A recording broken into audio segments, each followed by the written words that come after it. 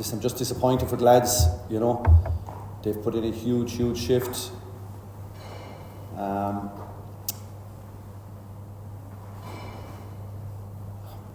With a little bit more efficiency, they could have got across the line. It was just down to a battle of efficiency in the finish.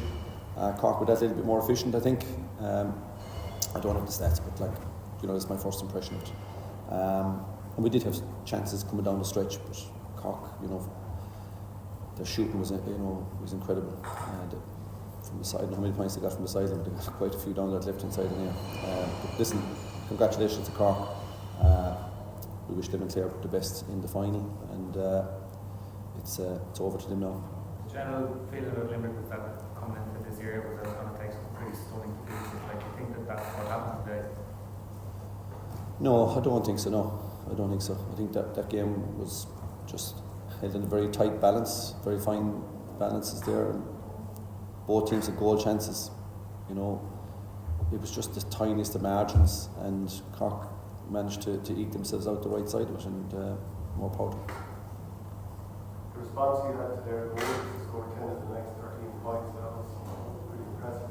It was a great response. Listen, the game ebbed and flowed. Both teams had periods where they had dominance. We probably had that longer period in that spell, and did really, really well.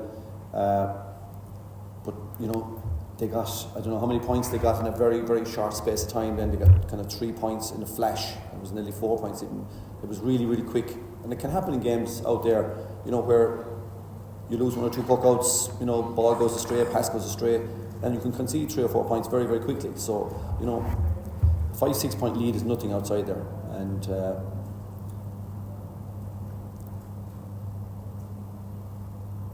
I suppose really for me at the minute, the overriding thought is, that I'm extremely proud of the players and what they've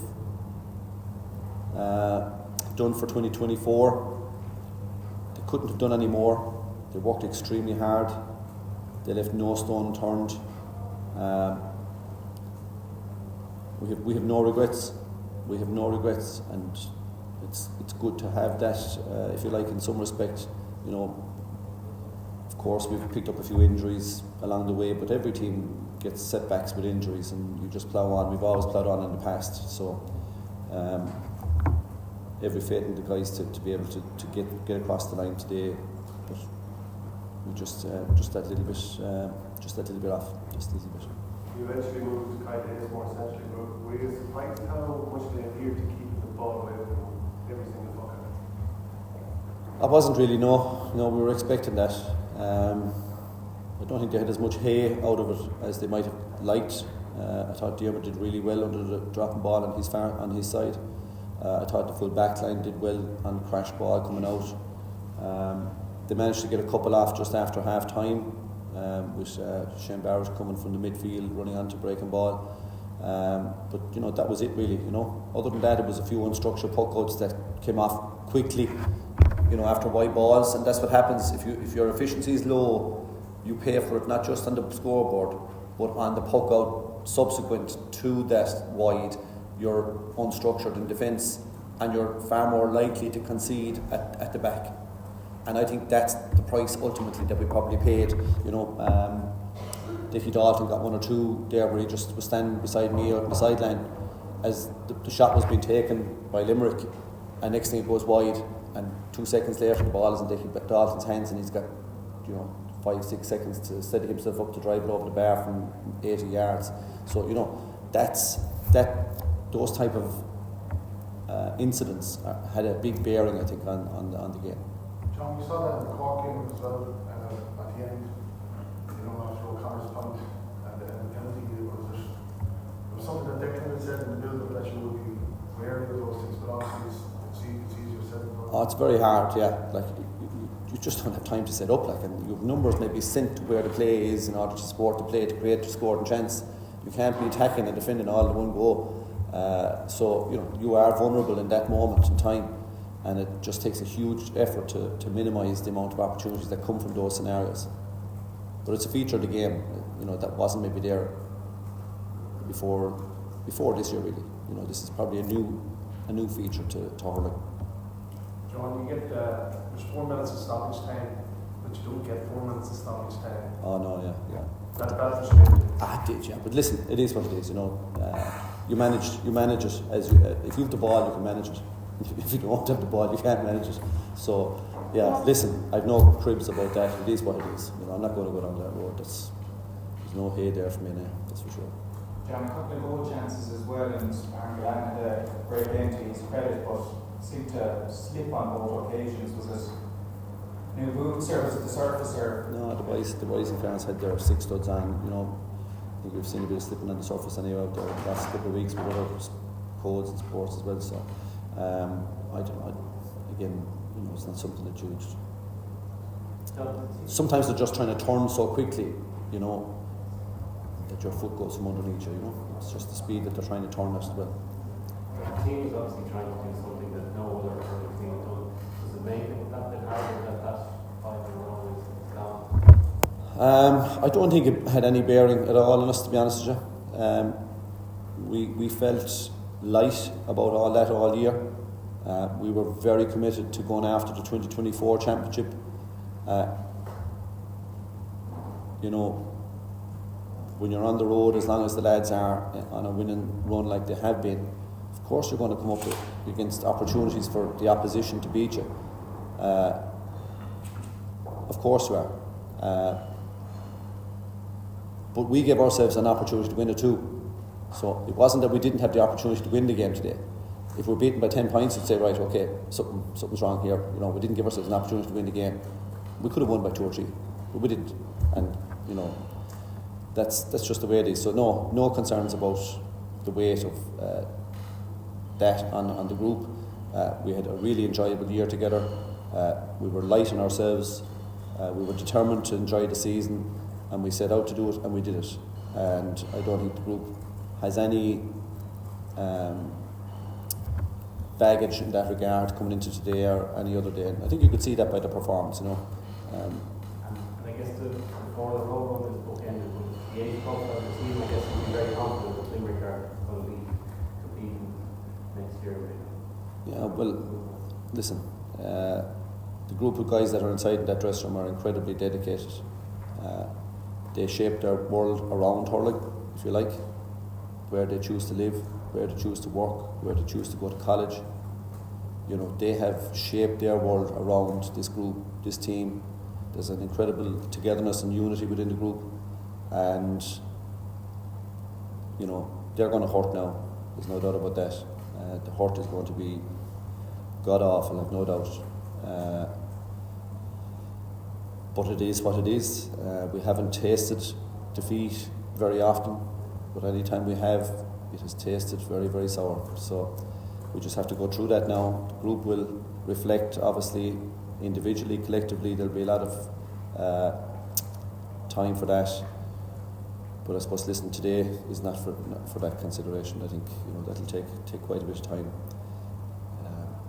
They're very, very disappointed, obviously, and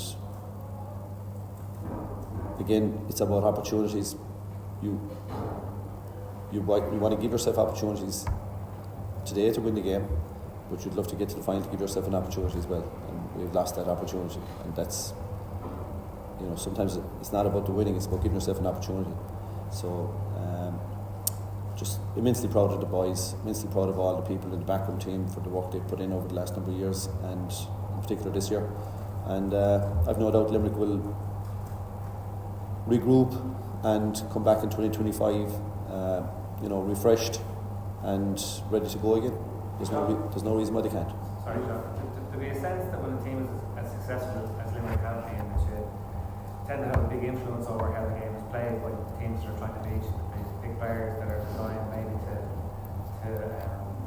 specifically to beat you in a given year. Like, have you felt that more over the last couple of years that teams are really geared towards beating Limerick?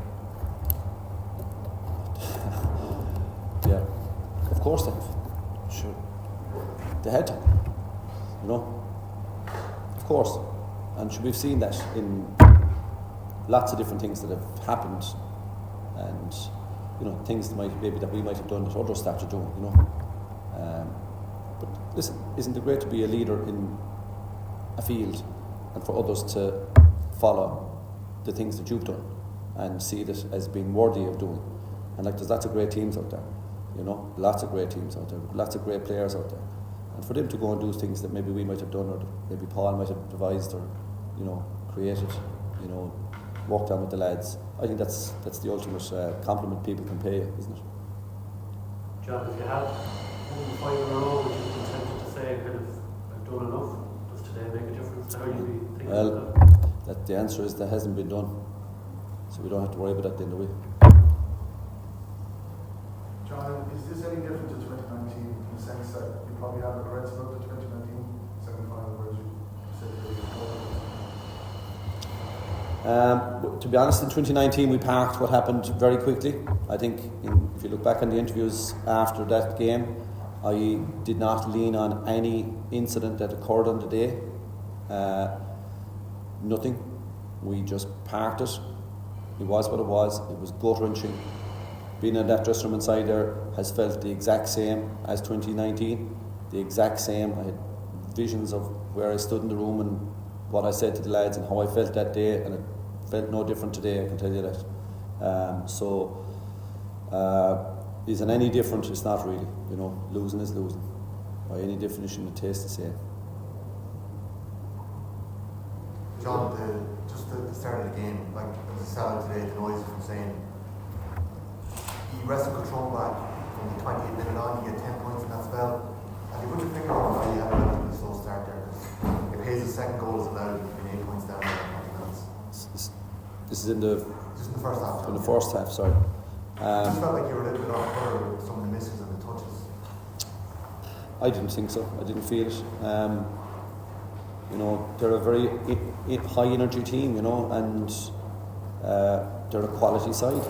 You know, they're a quality side. They've beaten us twice this year, so you know we have to acknowledge what they've done. And yeah, there have been spells in both games that we weren't at our best, but you know they'll reflect on spells of the games in both cases and say that they weren't at their best as well. But you know, ultimately they were more efficient than us today, and that was the telling factor. You've got a great balance with Shane O'Brien and Alan English, got a pair of points each. Obviously the loss of Barry Nash is a huge one. It was pointed out that the last time we missed a championship game was 2019. Yeah, listen, every player you lose the last, there's no doubt about that.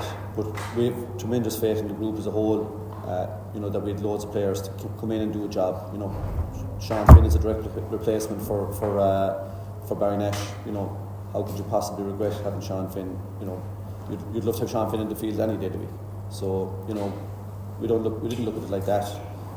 Barry had a hamstring injury. It wasn't the worst hamstring in the world. He probably would have been able to play next week.